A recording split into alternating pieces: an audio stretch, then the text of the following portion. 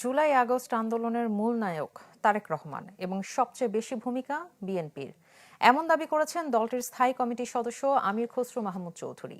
শনিবার চট্টগ্রামে সম্মিলিত পেশাজীবী পরিষদের উদ্যোগে জুলাই আগস্ট অভ্যুত্থানের বর্ষপূর্তির আলোচনা সভা ও পেশাজীবী মহাসমাবেশে এমন কথা বলেন তিনি।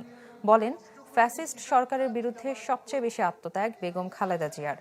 আমির খসরু বলেন, গত ১৬ বছর ধরে বিএনপির এই ত্যাগকে অনেকে ভুলে যেতে বসেছে। বিএনপি ক্ষমতায় গেলে প্রথম ১৮ মাসে ১ কোটি মানুষের কর্মসংস্থানের কথা পুনর্ব্যক্ত করেন তিনি। City mayor doctor Shahadat Hossain, ড্যাব সভাপতি ডাক্তার AZM জাহিদ হোসেন সমাবেশে বক্তব্য রাখেন।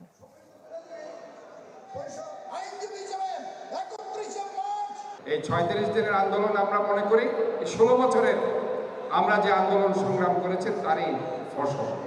এবং সেখানে ছাত্র দলের নেতাকর্মীরা ছিল, বিরোধী দলের নেতাকর্মীরা ছিল, শ্রমিক ছিল, ছাত্ররা ছিল, যুবকরা ছিল, নারীরা ছিল, মহিলারা ছিল, গৃহিণীরা ছিল, সবাই সেখানে এই যুদ্ধে অংশগ্রহণ করেছে। কৃতিত্বের দাবিদারদের বিএনপি সবচেয়ে বেশি, এই কথাটা কিন্তু আমি বলিনি, আজ পর্যন্ত তারেক রহমান সাহেব বলেনি, আমরাও বলিনি।